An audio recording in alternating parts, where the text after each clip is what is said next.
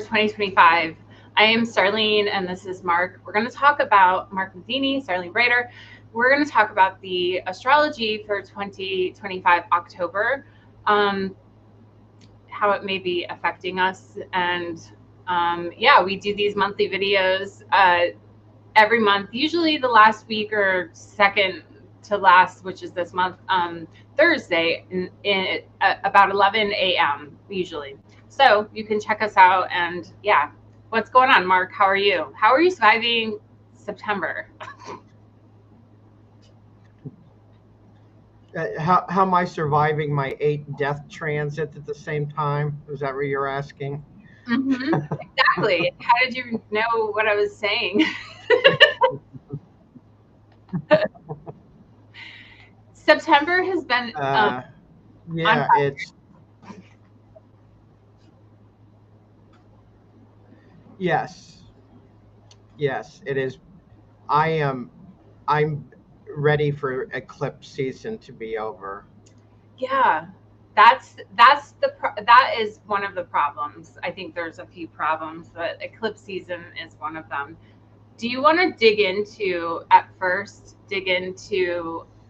the rest of September? Because we are like the 18th now, because we do have an eclipse coming up in a couple days. We also have the solstice. Do you want to talk a little bit about that and what has been going on, or do you want to jump in just to October and start there?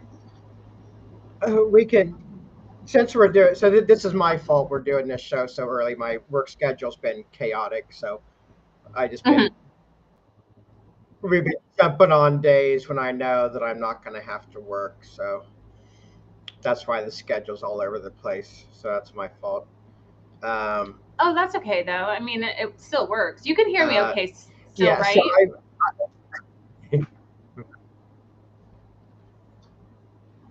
yeah,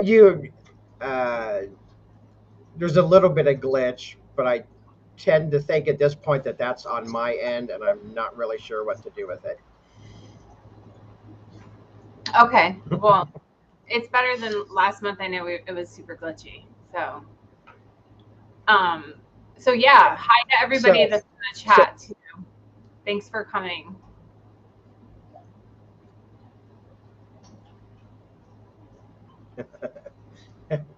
Yeah, so I'm calling this coming weekend. I'm calling it a total cluster because so thankfully Mercury just entered Libra this morning, but we're gonna have Friday morning when people get up and start moving around. We're gonna have Venus is gonna be in Virgo, the Moon's gonna be in Virgo, the Sun's still in Virgo, and then this weekend we're gonna have the Moon conjunct the South Node in Virgo because the South Node's in Virgo, kind of in the middle degrees of the sign. So, and then too, you get with planets entering Virgo, then you get the immediate square to Uranus and Gemini. So we've got that, and there's a Sun-Saturn opposition this weekend also, and there's also going to be a Mercury-Neptune opposition. So other than anything I have to do, I'm staying out of the masses this weekend. I'm not. I'm not peopling this weekend. I have to work a couple days, but I'm keeping my head. Oh, I just caught myself there. I'm keeping my head out of the. I'm just going to scrap that whole line. I'm just not even. I'm staying out of. There's nothing I can say that's not going to touch on the thing from a couple weeks ago. Yeah, I'm laying low. Yeah, I mean, okay, I actually have to think in my brain hard to censor myself, and I don't really want to do that. Maybe I should just not censor my thoughts because I don't know if you heard about what happened yesterday. I think that our president decided to, I know, there you go. She just starts with the political stuff. Like, how can you not, though? Our president decided to make one of the organizations in the United States a terrorist organization. Did you hear that? Did I say that word? I did hear that. Um, I'm just I'm skeptical of anything that happens in the period between the eclipses, which Yeah. but this year September 7th that's like an out of bounds area. I don't know the truth or validity to anything that happens ever in those period between the eclipses. It's just full on clown world, and I don't really trust. I don't, because I know at the very minimum it's going to be up for change, and at the maximum it's just another clown coming out that is filled with clowns. It's a clown filled with clowns. Yeah, no, I don't So disagree with you. I'm just skeptical of anything. Yeah. Well, hopefully things won't So go I don't. crazy, because I I think mean, that's it just feels like we're being it feels like we're being set up on many different levels right now. I feel like we're walking into we're running head first into traps is where I feel this is all going right now. Do you think this is I the think do you, both sides are being set up. right? I think so too. And I think that when people argue, so okay, I'm not gonna, get too political in this, but I think when people are arguing the points that they are arguing about the other side, and I've seen this work both ways, that they're arguing about almost the same thing, although they might use different words, but they're blaming that person for what the other Yep. person is actually blaming each other for. So it's like, it's almost like it's a, what is that word? The psyops thing, where, I don't know. I know that's kind of a conspiracy theory type word, but I don't mean it like that, but I feel like it's something that is psychologically done so that we are at odds with each other, when reality is that that's not the thing that we should be at odds with, like our neighbor or our person, whatever that we work with, or whatever person that is on the opposite side of the fence. I think that is the problem. I think that the evil is in the world, to use that word, is something very different than what we think it is. I don't think it's like, okay, so here's my take on this.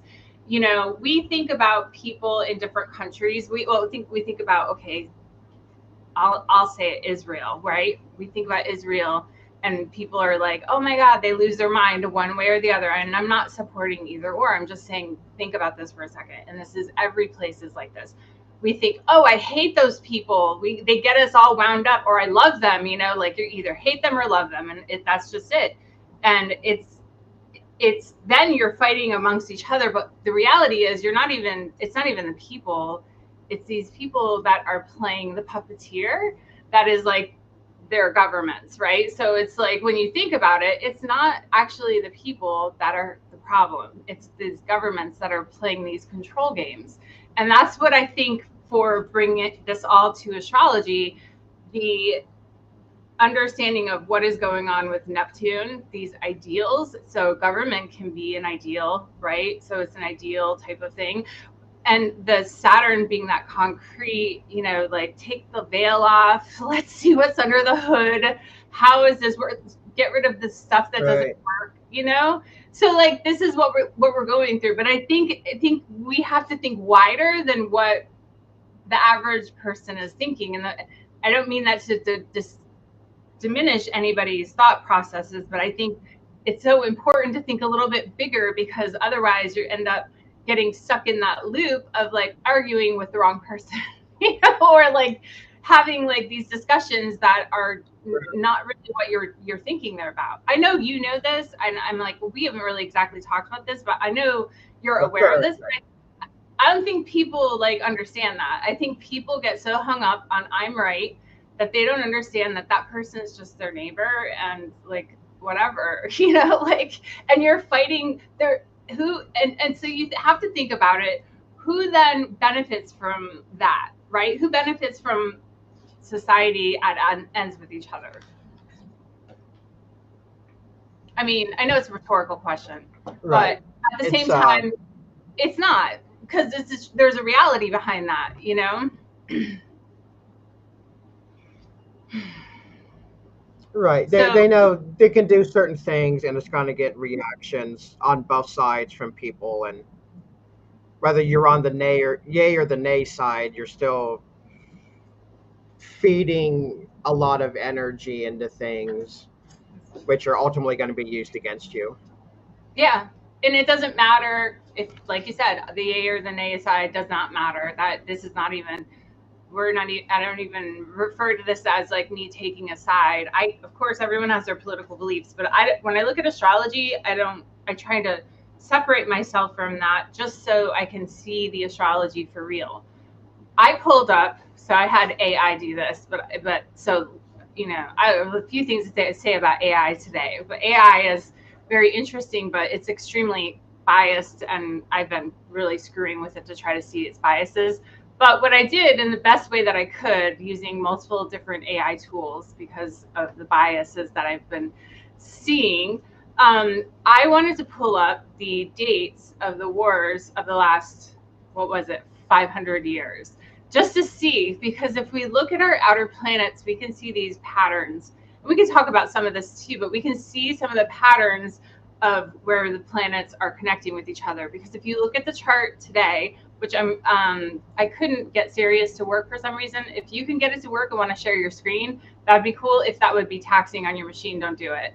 But I wanted to show the chart because we're in the middle of like what looks like a kite pattern, right? So let me see if I can get it to work again. I'm using my other computer, so hopefully it will let me. What is today? The 18th? The 18th, yeah. I tried to, I want to try to join with my other computer, and I can put in that way the machine isn't going to freak out. But I have to share. I've got it here. Let me see if it'll.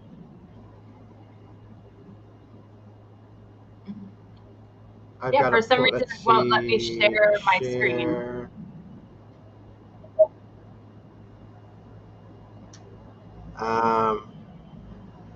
Yeah, it doesn't like me. I probably have to use like another browser.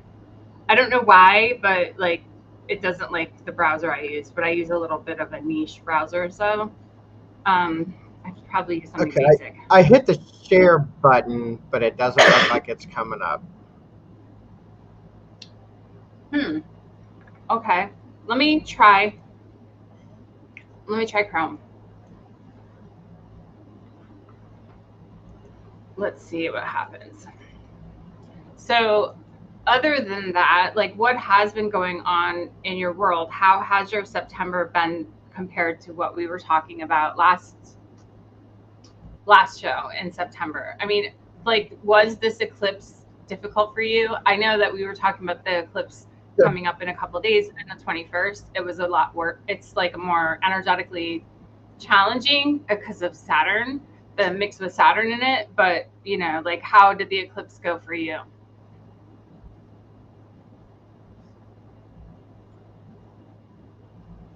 Well, I didn't like the first one because that was kind of a mix of the eclipse at 15 Pisces mixed with the Uranus station. I think this second eclipse is going to be way more powerful than the first one. Yeah. So then you've got the Sun Saturn opposition, whereas with the first one you had a Uranus station. So it's kind of different. Mm-hmm. So do you think it's like asking? what way you'd like to be killed. It's like, you know, Not to laugh at that, but I mean, it's, yeah, it is a little bit it's on like which way. Spicy. So it was a Uranus station retrograde. Is that what it was? Yeah. I don't remember. Or was it, it's retrograde now, right? No, it was yeah, it was retrograde. On the 6th was a Uranus station retrograde. Yeah, that's what I thought. Okay, so I think I might have gotten it. Let me see And how then this we've works. got There we go. Can you see? Whoops! Oopsie. I might have killed myself. Oh no, can you hear me still at least? Let me see what happens. I can hear you.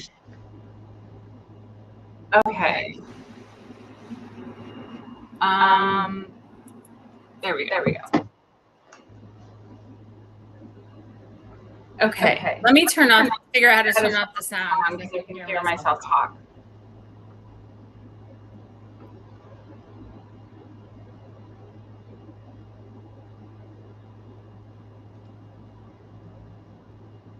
Huh.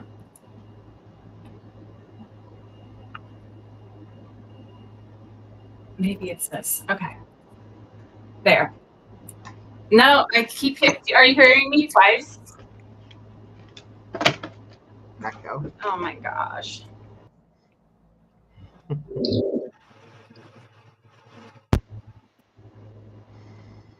Yeah. I can talk through this a little bit while you're fixing if you want. Go for it. Can you hear me? Yeah, so you can see Mercury just now you sound like you're in a giant hall room where there's like an elongated echo.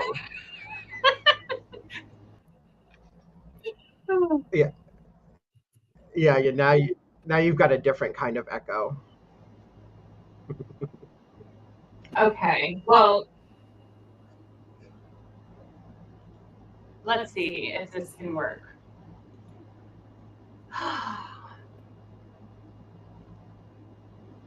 You've got two. Now you're down to one. I'm back. And I might be not able to. Can you hear me now? So, anyways, there's a Mercury. So, okay, now you're back. Now I'm back.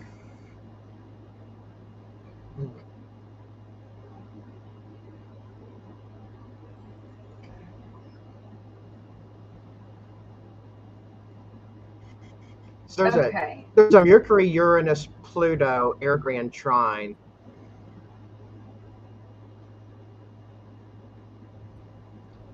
And that'll be in effect for a few days. But again, you see, we've got the Sun at 29 Virgo, opposite Saturn Pisces, and then Mercury right now is opposite. Is going to be opposite Neptune. Then we got an air grand trine. So, but for this weekend, we've got Sun South Node. We're going to have Venus in Virgo tomorrow, Friday morning, Friday, September 19th. And then the moon's going to move into Virgo tomorrow morning also. So there's a lot of Virgo energy. You're going to have 4 things in Virgo: an air grand trine, Sun opposite Saturn, Mercury opposite Neptune. We got the eclipse Sunday afternoon. And then, to me, things look better this The sun enters Libra in the afternoon. Mars enters Scorpio early Monday morning. So to me, that's a little. Um, and the moon enters Libra Sunday evening. So to me, that's going to be a little gentler than um, the energy we have this weekend, which I do not feel is user friendly. It's not user friendly. So this is a cool feature in Sirius, not to teach you guys, but I don't know if you saw this or not, but if you hit this button right here, you can just advance it per days or whatnot. But this is Sunday. I was noticing too, if you go back one day, I was noticing these quincunxes, right? So whenever you have two of them, if they're within like a orb, and the orbs that I'm using, they're gonna make like a planetary picture, what they use in the Uranian astrology, or we call it isotrop, just 4 planet patterns. So the 4 planets together is just 2 midpoints and 2 midpoints, right? They make that intensity. It's not terrible because it only lasts a day, but it's Saturn, and I mean it's Mars and Venus, and then it's Pluto and Neptune. So that's like almost making a yod with another one too. Look, but Saturn and Neptune are not quite as close. But so yods are pretty powerful too. But my point is, I guess, talking about this, bringing this part up. I know we're not talking about those like really obscure aspects, but this is an intense time. It's not just what you were saying, the water grand trine, but we have later in the month, isn't it turn into an air grand trine, I think? But it ends up being, like we're pushed to the edge of something. And the edge of it is, my interpretation of that is the Saturn Neptune, that ideals, So I think it's important to line up, to think about what you are pushing forward, like give it actual thought instead of just thinking about what the news tells you or the social media tells you. I think that's a problem that a lot of people have, is that they just go by whatever their peers are saying. Oh no, Mark, you disappeared on me. Let me find him again. No. But yeah, I think that's a big deal. Oops. Now it's just me. He'll be back. And I will get my stream back too. For some reason it kicked me out.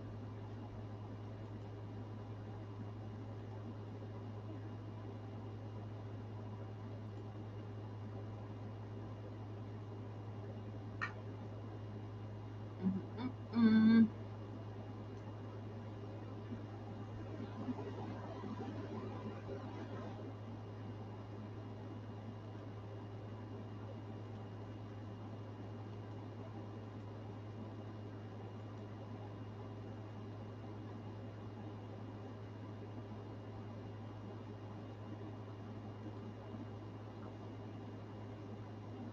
All right.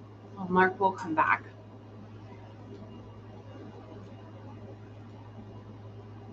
Divide and conquer. Yes, that's right. I'm just looking at the chat, you guys. Sure, Mark just is having technical problems. But yeah, I agree with you. It is a little bit of that divide and conquer kind of thing.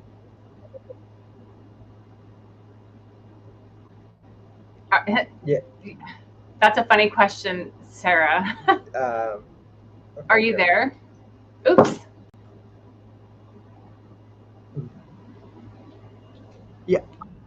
Okay. You got stuck. But yeah.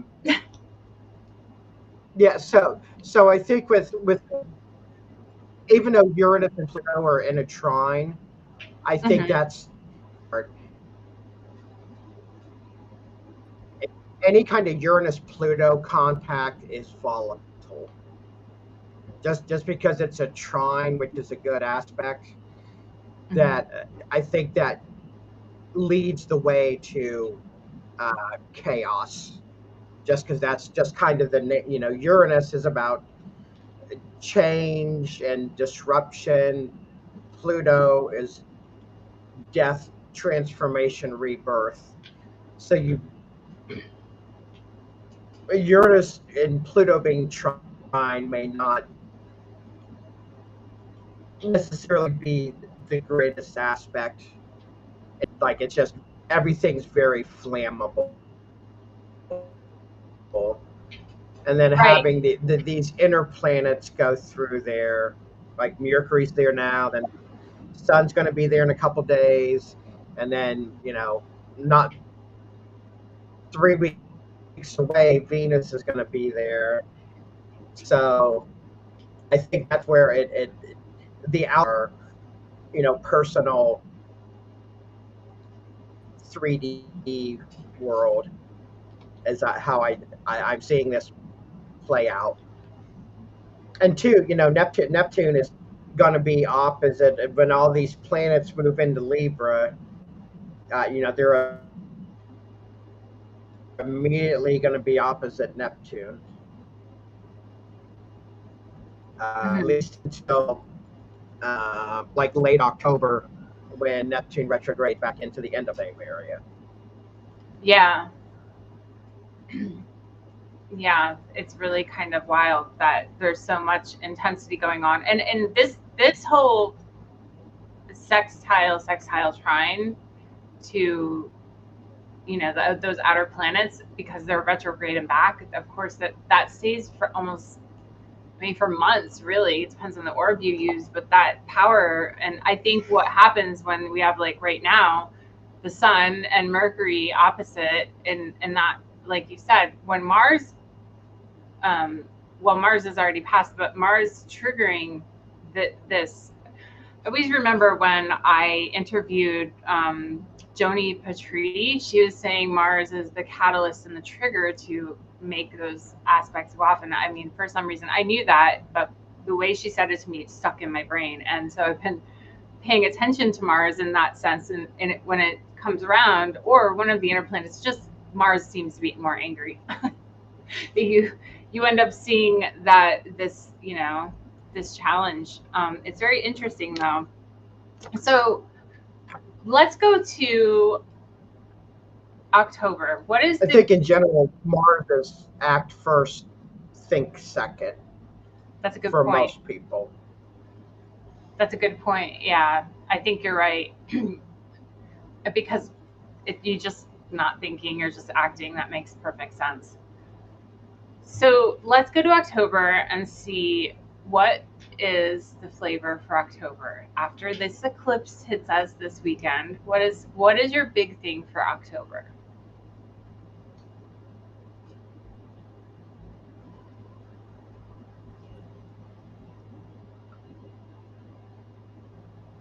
So I think the biggest single thing is um, like October 13th, Pluto stations um, direct at one. Venus enters Libra, and that immediately that sets up an air trine with Venus, Uranus, and Pluto. Um, would be October 22nd. Neptune retrogrades back into Pisces, so then that's the second of the outer planets that has retrograded back into Pisces, and then we just have Uranus is going to retrograde back like in December or something. It's going to retrograde back into Taurus, but I think the being in Pisces at you know 28, 29 Pisces, I think that's going to be very relevant. Again, I know I think I've said this on every show for the last year, but just this is the final wrap up phase. Like now, next year, that's really the wrap up phase of this last the old world ended in like March of 2020, and now this is the wrap up of the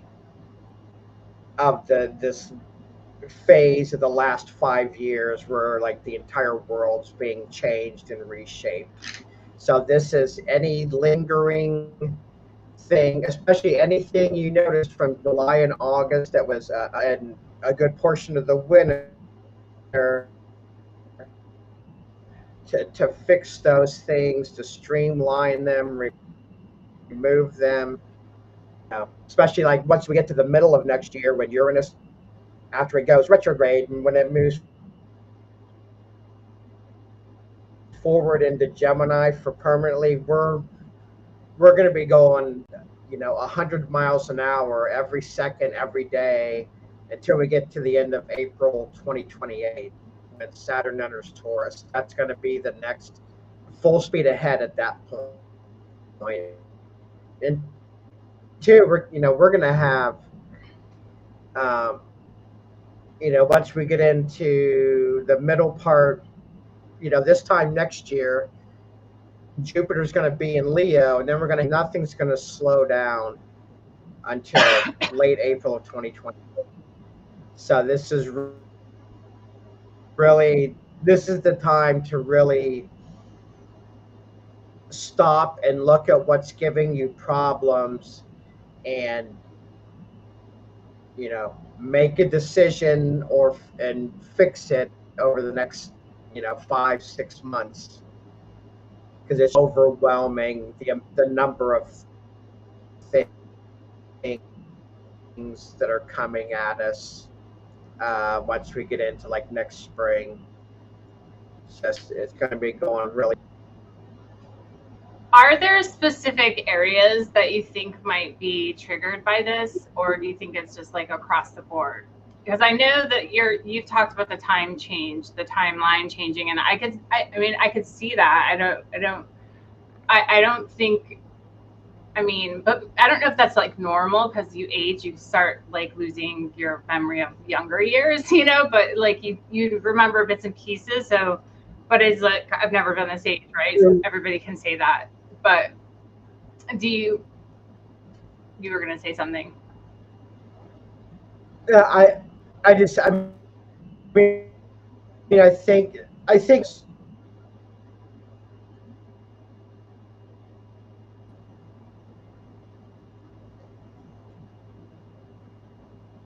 have less life left than you did when you were younger. But I think, the number of really big planetary transits we've had in the last 5 years is, I think, more than most people have like their entire life easily, because it's all the like super huge transits from January, March of 2020 up through now. It's like this is really it's unprecedented, the number of huge transits. So I think it's just really, and two,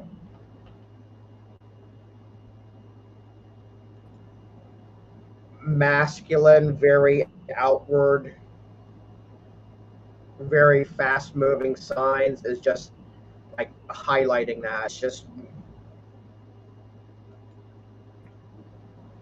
making it even feel faster than it already is. So I think there's definitely a great reset happening. We're just when we get to the end of February next year, we're in a whole new world than where we were, certainly in 2020, but even just where we were last year. That's all, we're just in a whole nother world at that point. When does Jupiter go into Gemini? Do you know? I'm going to look because I feel like all of the planets that will be then Jupiter outer planets. Oh yeah, not my bad, Leo. I don't know why I said that. Because I'm dyslexic of some sort, maybe.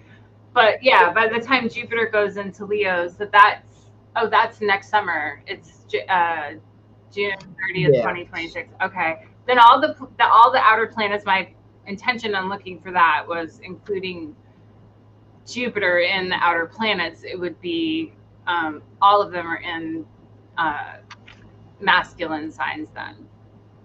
But that I mean, and not including Jupiter, they're all in masculine signs for quite a while before then. So yeah. I mean, they're all teetering on the edge as it is right now, or in the masculine sign. So Jupiter, Jupiter's hanging for a while. So I heard a lot about on just random stuff, and I didn't research this at all, but I'm curious about your opinion and view. But I heard a lot of people talk about when Uranus is in Gemini, that's like wartime. Do you know anything about that? Have you? Yeah, no, that Uranus and Gemini absolutely coincides with wars for the United States, at least. Interesting. Yeah, because when you go back, it's Uranus and Gemini is not a good for, and two, it's Gemini is the two different sides of it's the kind of mentally chaotic. Mm-hmm. So maybe like while it can be very high functioning, it can also be just a little bit to the schizophrenic side, of just kind of flipping back and forth on things, because it's a lot of energy to digest. It is a lot. It's a lot of energy. It's almost like Uranus is just it's already sparky. Get it into Gemini, which is also sparky and just all over the place sometimes. It's not even a negative thing. I think we need that. We need everything, right? We need the pragmatic, slow moving Taurus, right. And we need the sparky Gemini energy. We need all of that. But when you get a planet that's in that sign aspecting all these other planets at the same time that are, it makes that kind of chaotic stuff come out. So I'm really curious. This is because I pulled up a listing. Like I said, I told you I pulled up a listing of the planets. I'm curious when the last time Uranus was in Gemini. Do you know when that was? It was 1940. It was 1940s when World War II started. Oh, so yeah. And then, previous.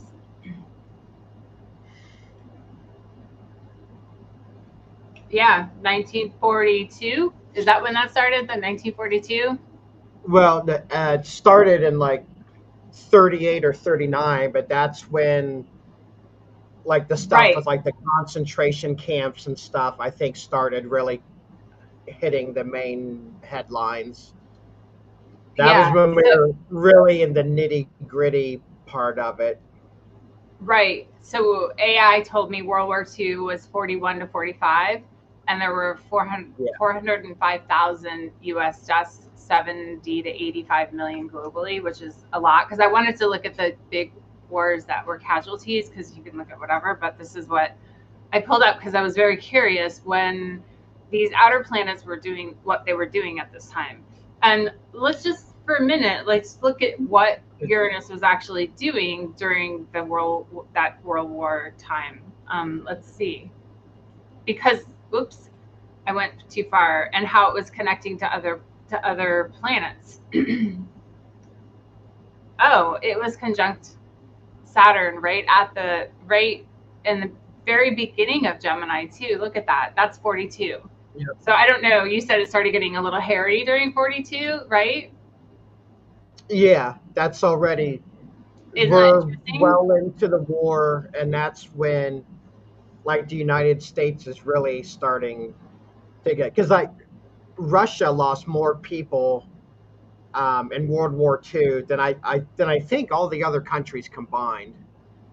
Wow, I didn't know that. Because they had to drive the Germans, out and into like Siberia and stuff. So I mean, if I'm not mistaken, I think Russia lost 7 million people in World War II. I mean, Wow. it was a ridiculous amount because United States wasn't really like in World War II at the very big. I mean, we joined what December 7th, 1941. That was Pearl Harbor. So that Right. was just so that's just six. This date there you got. Um, Well, this is right the first time Uranus went into, because it went retrograde and then came back in 42, and it was okay. Saturn. So at 0 degrees of Gemini. That's so interesting, right? I mean, I'm not Yeah. So projecting war. I'm praying war doesn't happen, but I can't help but look at these things and make correlations in my brain. Here's my brain, right? right. And So I can't. that's 2 months. That's 2 months before Pearl Harbor, October 4th, Exactly what I 19. was thinking. Yep. Yeah. It's wild, isn't it? And then two, if you went back, I believe Uranus was in Gemini during the U.S. Civil War. So let's go back. So previous, we'll find time. So like 19, that's 41. like, And this is like 1865 or something. So 1859 is when it was once again. So what do I have for my AI over here that told me when the wars were? 18. Is it 1861 to 61 to 1865? 65, yeah. So this is 1859, so it wasn't quite, but it looks like probably it would have been in that sign at least. That's when the rumblings start. And so 2 years after that, then Uranus is probably at like 8 Gemini or something. Yeah, right there. So So we're 1861. I don't know what day it actually started, but here is like you wouldn't see the outer planets at least. It is 8 Gemini. Yeah, and then it's making a square to Venus, which is nothing really. I was looking to see where other planets were actually at during this time too, because it's interesting to kind of go through that.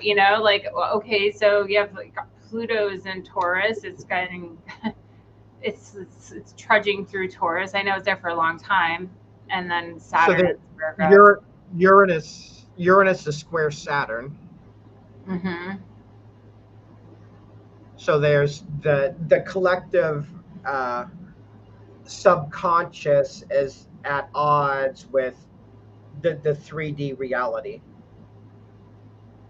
And so that has to release itself through some kind of conflict or whatnot. And two, so like, look, there's a Neptune is at the end of Pisces. Neptune is right where it is now. I mean, all within a degree and a half. Yeah, I mean, I'm in May, so I don't know when the war started for. I think it started in April. I think it started during Aries season. I think is when the Civil War started. Wow. So I think it was like April 7th or something like that. Is when the Battle of Fort Sumter, I think, is what started it. And it says that there were 620,000 to 750 from north and south, approximately. And like I said, I used AI to figure these numbers out, and I used a few of them to kind of get is it lying to me, because it does lie a lot. And yeah, that's what I've got. So that's interesting. So we've got Uranus and Gemini, which it is now. We've got Neptune pretty much at the same place it is now since the Civil War. Okay. We have Pluto. He's not in the same place. Okay. But he's in Taurus, so he's got staying power. And we've got Saturn in Virgo. Saturn is definitely interesting in Virgo. Okay. So that's very interesting. Let's look again go back a little bit more and see the Revolutionary War and see where Uranus is at. I haven't done this yet, but I'm very curious. So let's see what the Revolutionary War was. 1775. Yeah. And it could be, I don't know what the date was when it started. Oh, look at Uranus. Yeah, Uranus and Gemini again. What? Oh, that's And look in there, I mean, Saturn it's and loose. Neptune. Uranus is in a trine to Saturn. So, like I said, when you're looking at the outer planets, how do I put this kindly? And anything other than a sextile is often a bad aspect. But when you're looking like culturally, not like in an individual person's chart, I mean, it can certainly, a Uranus Pluto trine in an individual person's chart can certainly be good. But I think to me, when I see Uranus trine Pluto, I think speeded up evolution. I Mm-hmm. think it runs through a lot of stuff really quickly, and a lot of times it's an easy, just like one of the shows we talked about tornadoes, probably April show or something. We Mm-hmm. talked about tornadoes, and a lot of the big tornado cycles we've had like for this year was when the moon was in Gemini, trine Pluto and Aquarius.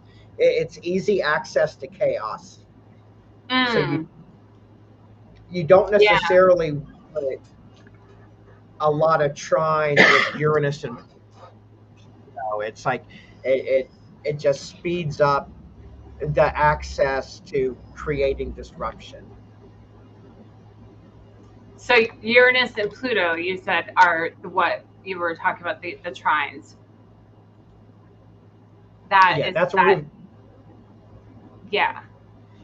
so that's what we've got now. But even like in one of the war charts you pulled up, there was I think Uranus and Pluto they're forming a or maybe it was Saturn and Pluto were forming a quincunx. And so too, that's quincunx is some adjustment needed. Yes. So when you've got the big guys involved in plant aspects like that, then that's just an easy tipping point, I think. Well, And this is look, even there, what's 1812 was the war of 1812. Here's one in 1810. So and I know it's not exactly, but this is an exact trine with Uranus and Pluto. Um, and right? you And can just go even through. right there in that chart, Saturn is square Pluto also. Hmm. Yeah, so I wonder what was going on in 1810. So, but 1812 to 1815 is what I have in terms of like a war with the U.S. Yeah, involved. I did pull up the whole world because I was curious about the world, but then I was like, oh, this is a lot. Let me narrow it down. So there's the yeah. Napoleonic War was 1803 to 1815. I mean, there's almost always going, but like 3.5 to 6 million people passed from that. That's a lot of people. So it's not just the United States, of course, but Uranus and Pluto have fun with each Just other. a just a a little side thing since we're on this topic is I bought a book a few years ago and read it, but I didn't know the Indochina Wars. There was a series of wars between Japan and China, which I didn't really know much about, but like the brutality Mm-hmm. and the number of people killed were just When were those shocking. wars? Do you know? um, so like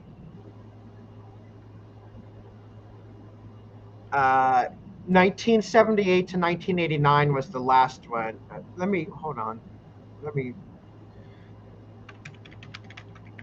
I may be confusing two different things here. Um, okay, it's the Sino-Japanese War, um, I saw that 1937 to 45. and the second one, yeah, right, with Uranus and Gemini, and that was I let's see. the number of deaths in that it was the largest Asian war in the 20th century. It's It been says described as the 15 to Asian 22. Holocaust. Yep. It's way worse than in terms of numbers, though. From the Holocaust, it's a lot more. Yeah, Mm-hmm.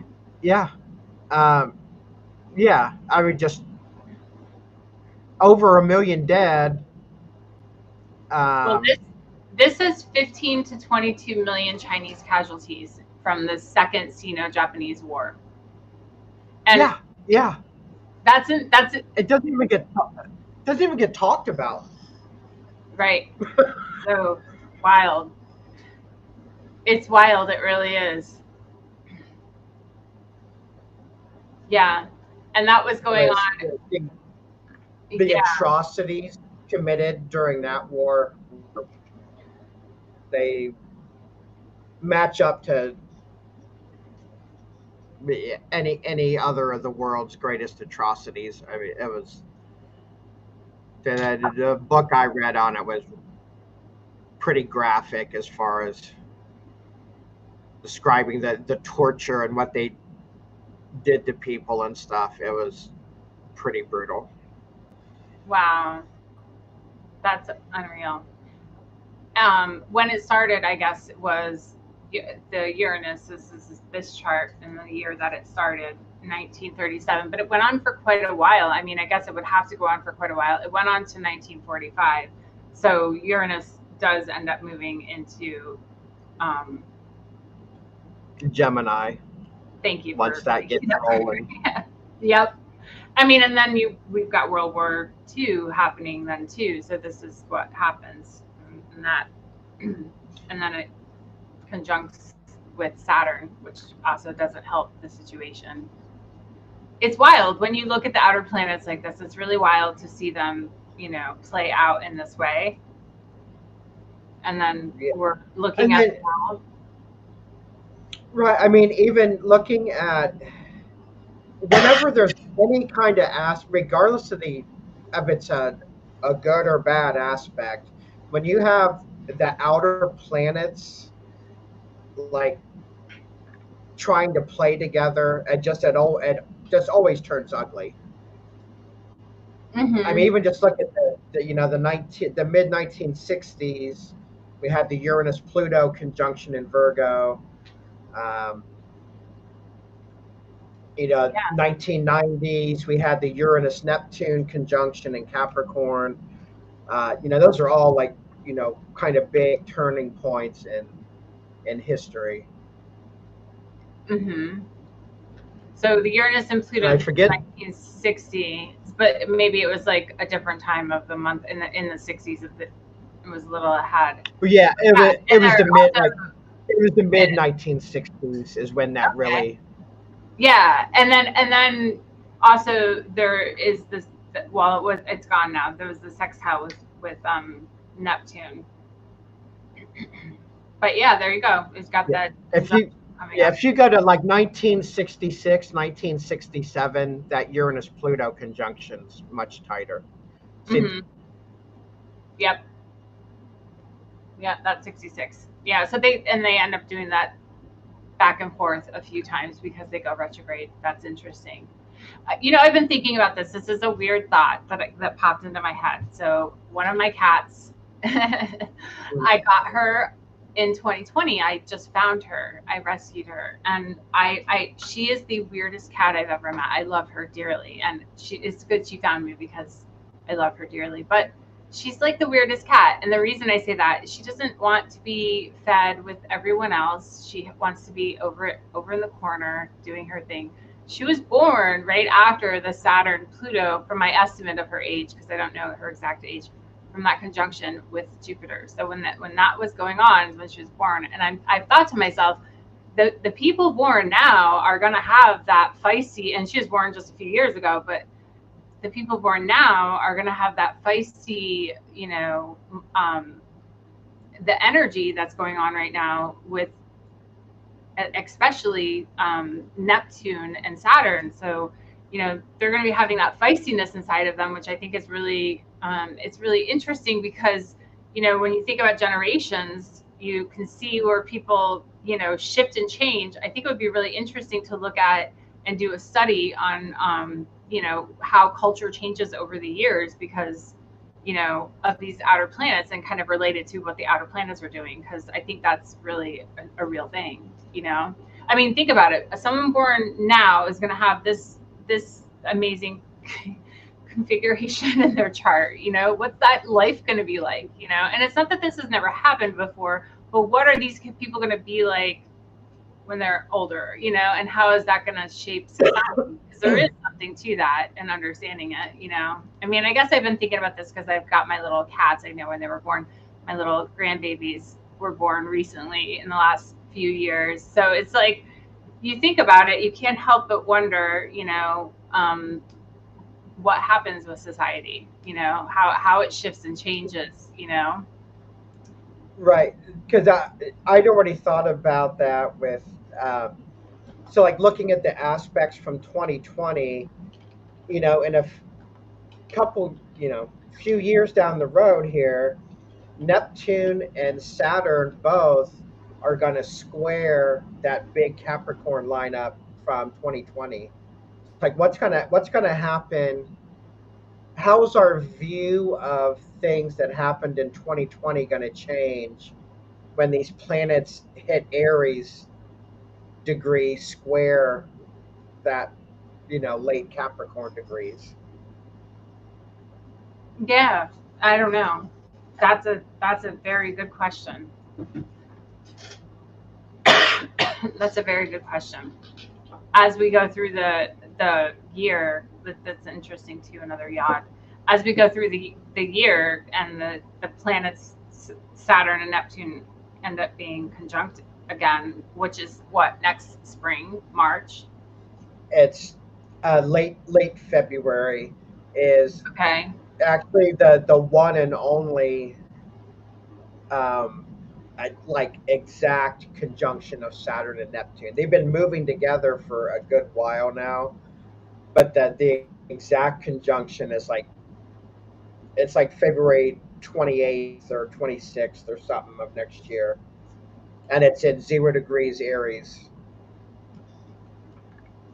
Oh, yeah, there it is. 0 degrees 45 minutes Aries. Yeah, and that is February 20th. Does that say February 20th? Yeah. So there you go.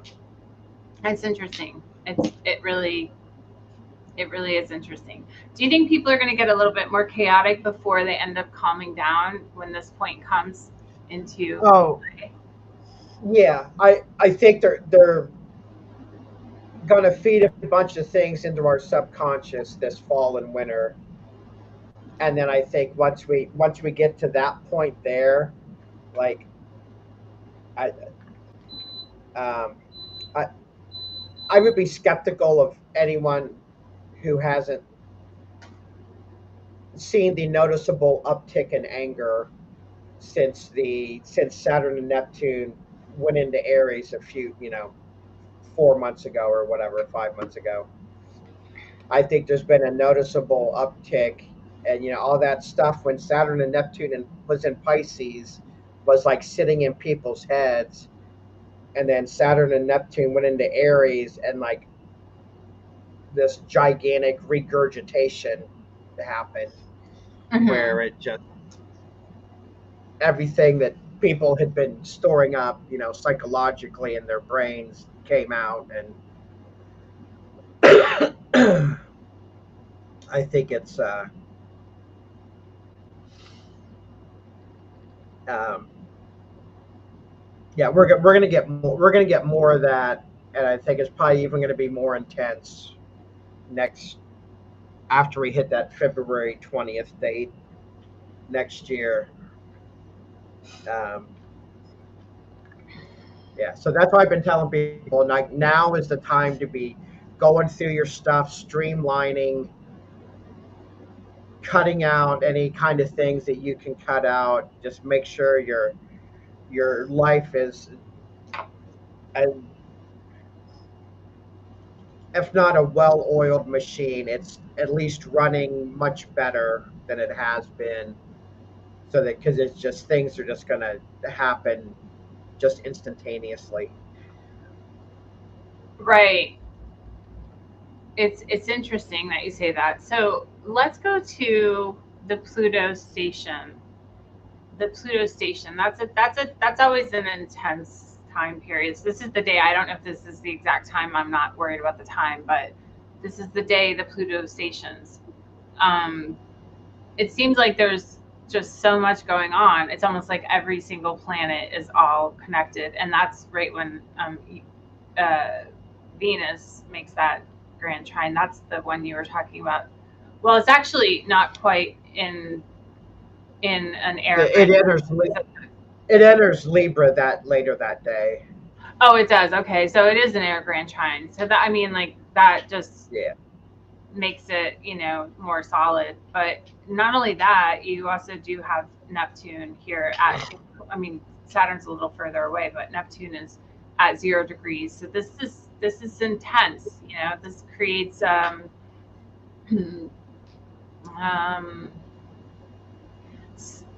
almost like a compulsive desire to dig below the surface of things, to dig below and find something maybe hidden, something that comes to light. And I mean, Venus, when I was looking at this yesterday, I was thinking to myself, well, Venus is usually not the catalyst to the change like Mars would be if Mars was up here, right, at the 0 degrees that day. But Venus does have us, it has us attracting to things, right? So, you might be attracted to something that's compulsive, something that's driving you, some ideological force that's driving you. I would say be careful because you don't want to push yourself to an ideological something that really isn't you, or is because of groupthink or whatever. I think we need to keep our heads kind of in the same alignment with ourselves. Otherwise, you end up having challenges, when you don't do that. And Mars is not necessarily in this whole like kite pattern that we're looking at, but Mars is definitely triggering the bisexual quadrant. Triggering the Neptune Saturn energy bisexual quadrant, along with Mercury too. So this could be like anger, frustrating words that come out of the ideological words that come out and kind of slap you and other people, with your words. Be careful with it because Mars and Mercury can irritate, I think. What do you think about Yeah.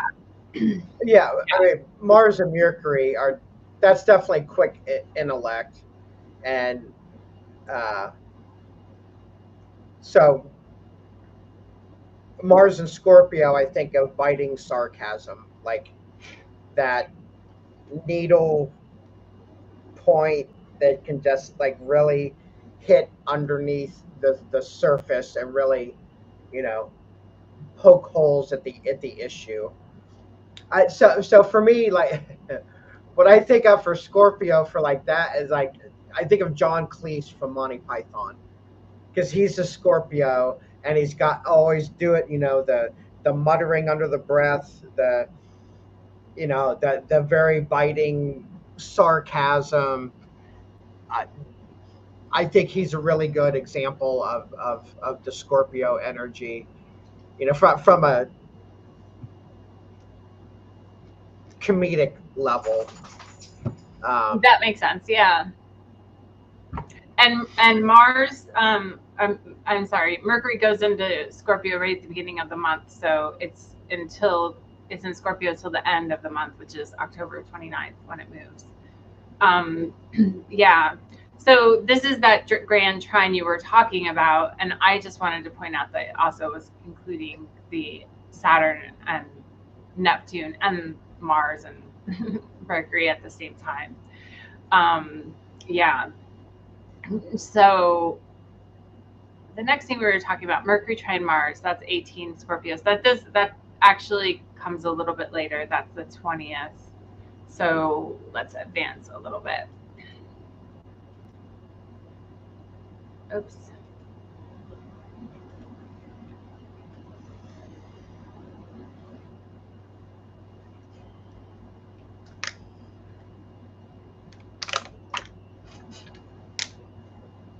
Yeah, Mars and Mars. What is that? Mercury trine Mars, then Mercury conjunct Mars. Right? That's what was meant. It's funny. Yeah. Mercury's just past the conjunction to Mars, so it's starting to separate at that point. But yeah. What do you, when you look at the nodes, this is what I'm curious about. When you look at the nodes, do you look at aspects of the nodes, or just like if it's a conjunction or an opposite, because then it would be, or no. square? I absolutely look at aspects to the nodes.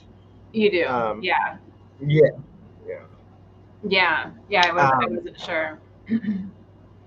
But I would definitely probably keep it to like, the major aspects, I think, for the most part. Yeah. But like where we are right now, like this week here, we everybody can test this out this weekend. So this Saturday, we're gonna have was whatever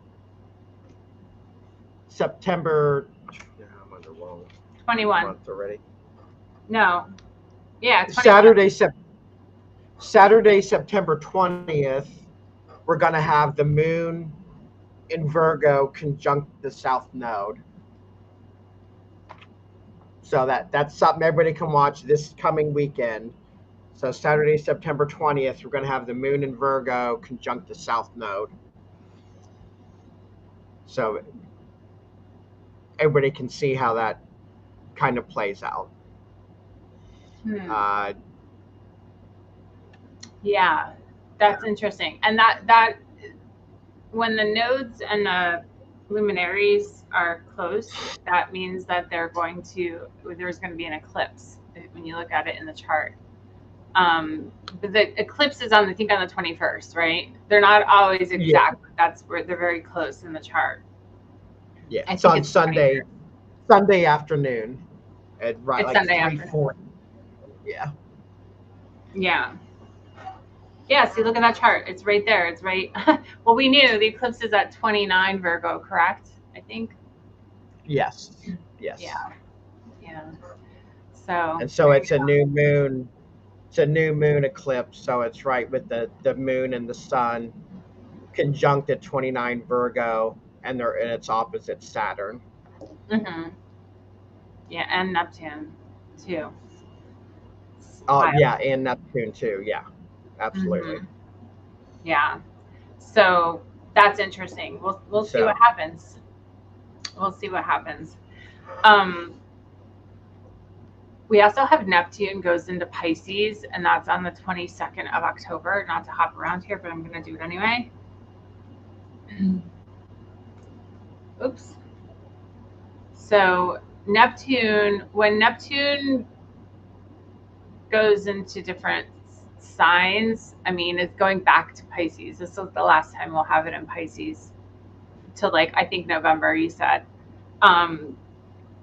in our lifetimes, right? So I don't think anyone will live that long to see this again. This is the last run of Neptune and Pisces in our life. It's and it doesn't make it below 29 degrees. It doesn't? No, it does not get any lower than, I think it's like 29, 22. It's moving so slow. You see them 1 minute a degree, or 1 minute a year, a day, with the speed. Yeah, it's moving so slow that it's like, it's not going to happen. I think we've got like a 6-month period where Neptune is only at 0 Aries or 29 Pisces. Because the planet, when the planet's stationed, they slow down. Right. So they move a lot slower. We've got 2 stations. Where is the first one? So, so it's retrograde now. It hits 29 Pisces there in October, and then before it's the end of February before it gets to 1 degree of Aries when it's direct. So I mean that's 1, 2, 3. That's 4 months in some where it's only at 0 Aries or 29 Pisces. It's only at 2 different degrees that whole time. That's wild. So, That so is that's really wild. Yeah. teaching moment. That's why astrologers make such. That's why astrologers who know what they're talking about make such a big deal over the outer planets and gloss over the inner planets a little bit because like what do you even do with a Mercury transit? It Oh, moves over yeah. over a degree a day, Yeah. but there so that's it'll Mercury will travel through 5 or 6 signs in the period that Neptune is only in 2 different degrees. So I mean, Right. obviously, so my stupid analogy here is what's let's say you have a family member that you don't like. What's worse when they come to visit for 2 days or when they come to visit for 5 months? Ooh, good point. So I mean that the inner planets just move so fast Hmm.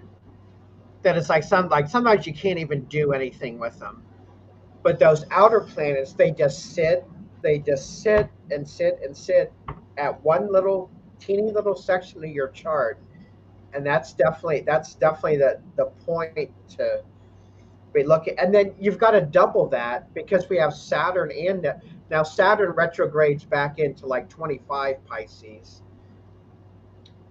before it goes direct, and then they meet up at 0 Aries late next February. But it's still Saturn's not even moving very many. It's only moving 6 degrees in that time. I mean, that's when outer planets station. That's the biggest thing you can do with astrology is look at where the outer planets are hitting in your chart and actually be able to work with them. Because like sometimes too, you figure out something with Mercury or Venus or whatever, and then by the time you figure it out, it's moved 40 degrees and isn't even where it was when. But the outer planets are definitely making points with where the degrees they're sitting at. Yes, that's very interesting. Um, it seems like it's been a long time coming though, right? So when I think of these outer planets going to that thread of thought that you had there, when I think of these outer planets switching signs, making these aspects to each other, right? To each other, not the inner planets really so much. I feel like there's this shifting of the the passing of the baton, I guess is the word the analogy I can use for it. The idea of things being changed, the old guard going to a different direction and the new. And I mean, I felt this way with clearly with Pluto, because Pluto was a big change into Aquarius. I mean, it's still only 1 degree of Aquarius, 1.5 Yeah, degrees of Aquarius, but then we also have all these other outer planets that are also doing the same thing. So it's like not just on some one level, it's all on every level. So that inner drive is the Pluto, that compulsive drive, the Pluto, the Neptunes, is that we are ideals are being challenged by the Saturn energy, and it's not coming off in the easiest way. It's shocking and sometimes jarring, which is the Uranus part. And the part about Uranus being in Gemini is kind of slightly terrifying.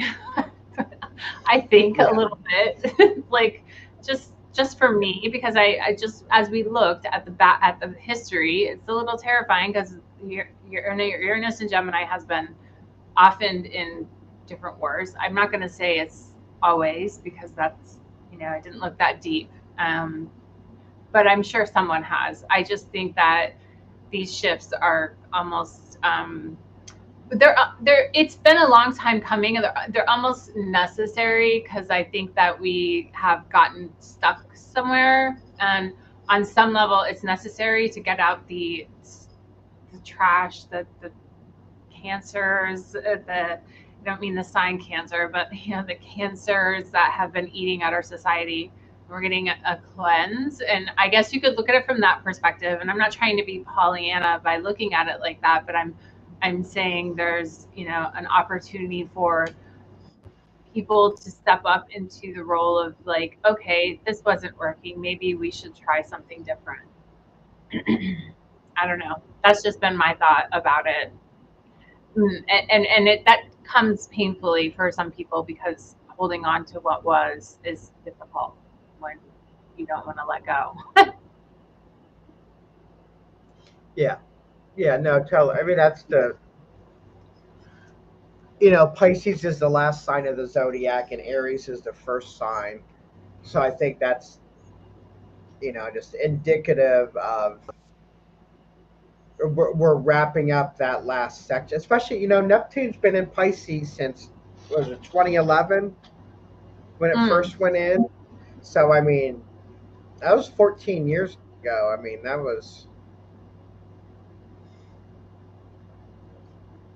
things have changed a lot in the last 5 years, but, especially go back, 14 years. I mean, that's, um, It's hard for me to think about 14 years ago, and it seems crazy, because I do remember we were on Blog Talk Radio talking about this, about pink fluffy clouds with Neptune going into Pisces. But it's hard to think about, like, what was life like at that point, like when you think about it then and now. Oh, so that happened 2012, February 3rd, 2012 was one of the hits. That might have been the last one. I don't know if it was,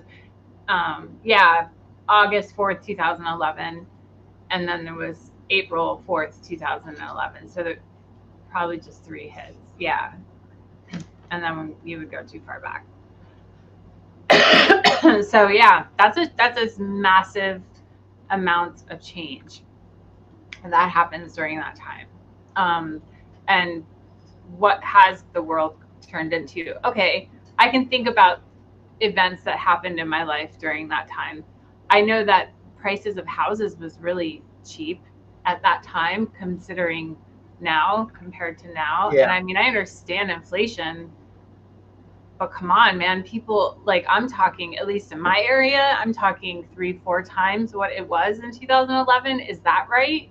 You know what I mean? For the same property, like that alone, it seems kind of unbelievable, The rental prices on. Oh, I know. I own rental properties, and like, it's really unreal. It really is. Yeah. It really, and the idea of like how the problem that I think that happens with that is, if inflation happens, if we don't end up making more money, and I'm sure most people probably make a different amount of money now than they did in 2011, 12, when Neptune first went into, but the idea of where that ends up, growing your income, as opposed to what things cost, they don't sync up. If they did, it would be different. You wouldn't have the same poverty. My mom likes to watch like these couple stations on YouTube, which crack me up, but they're like, somebody's driving through different towns. They drive all over the United States, and I don't know why, she's a Scorpio, she likes these like weird things, but the towns will be like towns that are just really look like a third world country, like people are living in tents, and like I've watched that channel before. It's interesting. It's so interesting. She comes over and she'll flick through my like YouTube, because I don't pay attention to the TV, and I'm like, where is this at? What country is this? She's like, it's our country. I'm like, are you kidding me? Like, is that really happening? But yeah, it is. It's really, it's really unbelievable. So my point in saying all that is I feel like we have to, there's something that needs to change. And if it, you know, like, because people are people, and we hold on to what was old and what we knew, what was familiar, and we don't want to let go. So, you know, that change is inevitably hard because of that. You know, if I think if we learn anything, learning to go with the flow is probably healthy, as opposed to opposition or kind of coming to get wound up in feelings or frustrations or whatnot. I think that's always like a better kind of way to be anyway. So yeah, where were we at? Do you remember? I think we're at, oh yeah, so Right. I think we were talking about the water. So the sun enters Scorpio on the 22nd, Mm-hmm. and so then we've got a water grand trine. Oops, a water grand trine starting there with Mm-hmm. Mercury, uh, Mars, Jupiter, and Saturn, all in the. Mm-hmm. Did I type that wrong? Mercury. No, it's Mercury and Mars right here, and then Jupiter and Saturn. That's right. Oops, Okay. hour. Oh, right. Jupiter's in Cancer. Okay, I was like, okay, yeah. So Jupiter, Saturn, Mercury, Mars. We've got a water grand trine in the 20th degree of, and Mercury and Mars. You know, a couple days after that, they just get closer and closer into that grand trine. Um, but yeah, I mean that's, and that, right, leading up to Halloween there. Um, Yeah, and I the sun think goes that, into Scorpio that day too. You might have said that, but the sun goes into Scorpio yeah, and on then that two. day. I think we probably mentioned this last month or something, or several other months.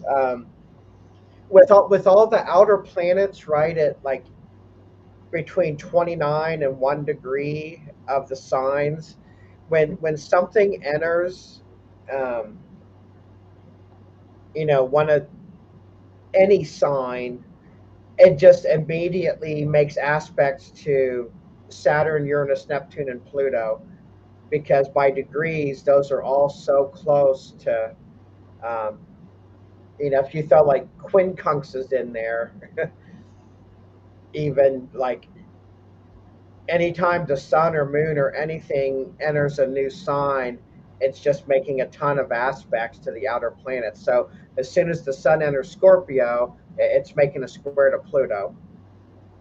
Yeah, it does. It, and then, it'll be making a trine to Jupiter and Saturn, you know, three 3 weeks from then, 3.5 weeks. The Mercury will be out of that grand trine, but then the sun will be in it. So we'll have another like Scorpio or water grand trine with Sun, Jupiter, Saturn, Neptune. Probably about a month from then, by like mid-November or something.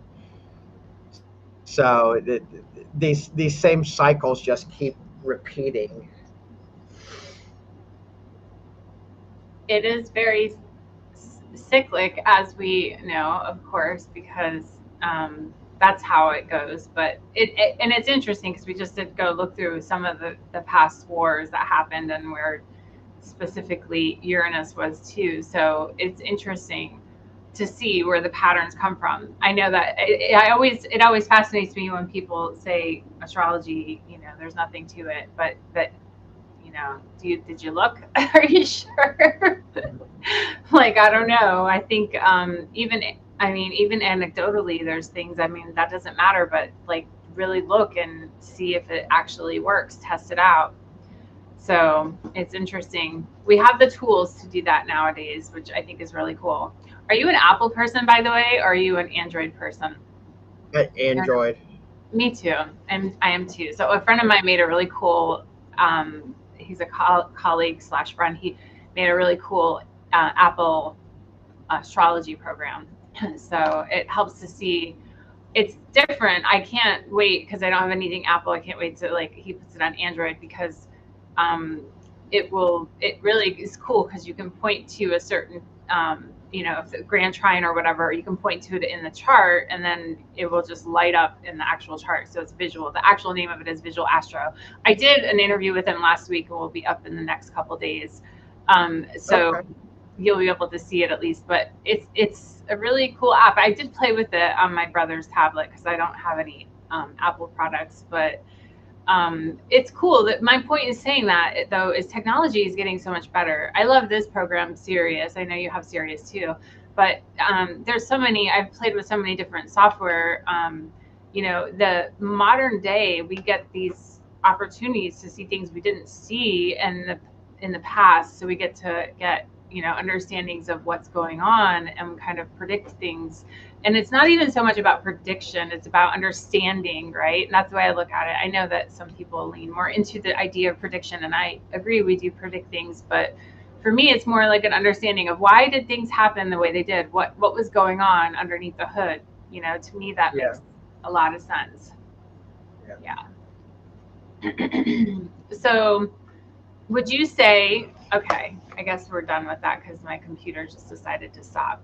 Would you say that the highlight of this month is what was it? Would it be the grand trines that are going on, or would it be the full moon? I don't I know. mean, What it's is it? probably the Pluto station is the energetic highlight. But I mean, it is weird to have two, grand trines in two different elements pretty close to each other. Yeah, yeah. I actually had to look at that because I was like, did he screw up writing this to me? It's like, no. And then I was like, no, that's true because that you don't usually have those grand trines that are like that. It's interesting, but it's also things are just moving quickly. Yeah. Yeah. So the Pluto Yeah. station, when you think about the Pluto station, what do you feel the Pluto station is kind of um, what it's going to bring to the table? Is there anything specific you're thinking about? Because it's like, I know it's early in the month, it's the 13th of October. Because you said it was the highlight of the. So so Pluto's always transformation. So Mhm. sometimes it's painless, sometimes it's painful. Usually, I mean, it's almost always very intense feeling around a Pluto station, though. That's Ye- that kind of is regardless of where. And two, I mean, Pluto stations while it's making an exact trine to Uranus. I mean, that's um, Wow, that is really I interesting. mean, that's just and the same thing's going to happen too. Like when Neptune stations. I mean, it's going to be trine to Pluto. Right. So I mean that's the thing with all these outer planets so tight like this, like it's the the Neptune station is in early December, but still at that point, Pluto's just hit two Aquarius, so it's 2.5 degrees apart, but still that's you know with all the outer planets tightly conjoined like this, it just opens a whole other Pandora's box of things that can come out. Mm, wow. And then at the end of the month, we have Mercury entering into Sagittarius. That's Yeah. actually, I think, like a lighter energy, right?